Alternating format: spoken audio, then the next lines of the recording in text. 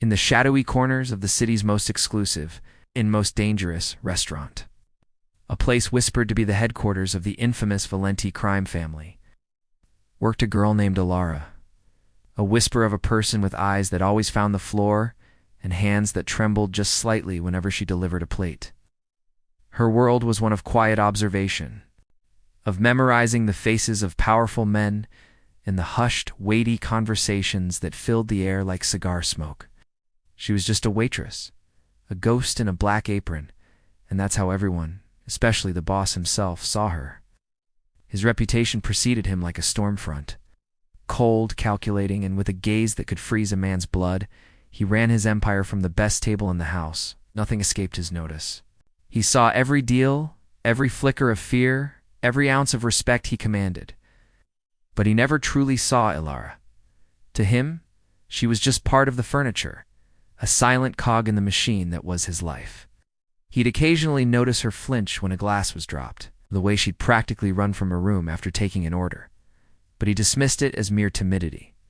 He preferred his staff to be unseen and unheard. One night, the restaurant was unusually tense.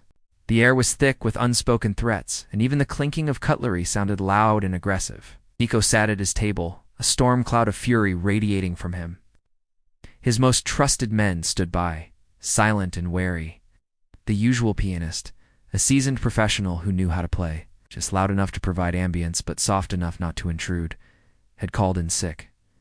A rare and unfortunate occurrence.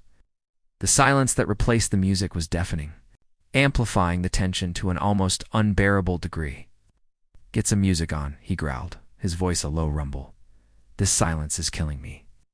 His manager, a man named Leo who was sweating profusely, stammered, "Mr. Valenti, our pianist is ill. I don't know who else can play." Nico's glare was glacial. It was a simple request and a simple failure. In his world, simple failures had severe consequences. The entire room seemed to hold its breath, waiting for the inevitable explosion. It was in that moment of suffocating silence that a small, hesitant voice cut through the tension. I can play." Every head in the room swiveled. There by the service station stood Alara. Her face was pale, her hands twisting the corner of her apron. She looked terrified, as if she wished the ground would swallow her whole for having spoken. Leo stared at her, dumbfounded. "You, Alara, we're a waitress." The disbelief in his voice was thick. One of Nico's men let out a short, derisive laugh. "Let the girl try." Another one smirked. "Right. What's the worst that could happen? She can't make this night any worse." Nico didn't say a word. He just watched her, his expression unreadable. He was intrigued by this sudden, unexpected act of courage from the most timid person in his establishment. It was a disruption to the order he so carefully maintained. With a slow, almost imperceptible nod, he gave his consent. "Play," he commanded, the single word hanging in the air like a death sentence or a pardon. Alara took a shaky breath, her eyes darting towards the grand piano in the corner of the room. An instrument that had sat silent and imposing all night. She walked towards it, each step feeling like a mile. The eyes of every powerful, dangerous man in that room followed her. She could feel their judgment, their amusement, their impatience. She sat on the velvet bench, her small frame looking even smaller against the massive, polished instrument. For a moment, she just sat there, her hands hovering over the keys, her heart pounding a frantic rhythm against her ribs. The room was so quiet you could hear a pin drop. The men were waiting, some with smirks, others with cold indifference. They expected nothing, a few clumsy notes at best before she was dismissed in disgrace. Then she closed her eyes. She took one deep, centering breath and let it out slowly, and then her fingers touched the keys. What came out was not the clumsy, hesitant tune everyone expected. It was a cascade of notes, a complex and melancholic melody that flowed from her fingertips with an impossible grace. It was a Chopin nocturne, played not just with technical perfection, but with a depth of emotion that stunned the entire room into silence. The smirks vanished, replaced by looks of pure astonishment. Even Leo's jaw had dropped. The music filled every corner of the restaurant, a torrent of sorrow, longing, and a strange, fierce beauty. It was the sound of a caged bird singing of the sky. It spoke of a soul far more complex and profound than anyone could have imagined belonged to the shy, trembling waitress. Her fingers danced across the keys, one moment light and delicate, the next powerful and commanding. The music swelled, telling a story without words, a story of hidden dreams and a quiet strength that had been locked away, unseen. Nico Valenti was mesmerized. He leaned forward, his elbows on the table, his earlier anger completely forgotten. Watched her. But he wasn't just watching her hands. He was watching her face. With her eyes closed, a look of serene concentration had replaced her usual fear. She was no longer Alara the waitress. She was a maestro, an artist lost in her own world, a world she had just invited them all into.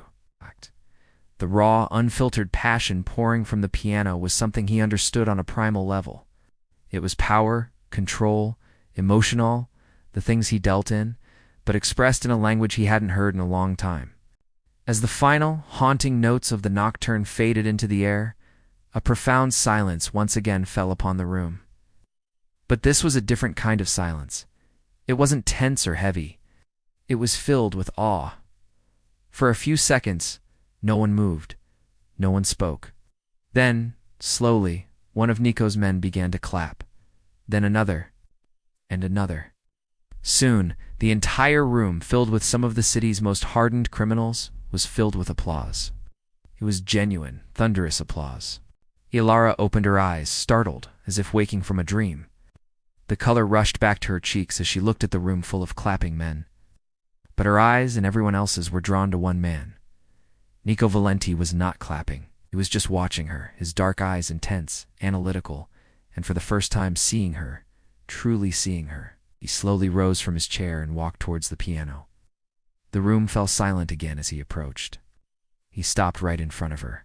Looking down at the girl who had single-handedly changed the entire atmosphere of his world, "What is your name?" he asked, his voice low and devoid of its usual harshness. "Alara," she whispered, her voice barely audible. "Lara," he repeated, tasting the name, "you will not be waiting tables anymore. From now on, you play for me." It wasn't a request. It was a declaration. In one night, with one song, the invisible waitress had captured the attention of the most powerful man in the city. Her life, she knew, with a jolt of both fear and exhilaration, would never be the same again. She had played her heart out, and in doing so, had played her way into a world far more dazzling, far more dangerous than she could have ever imagined.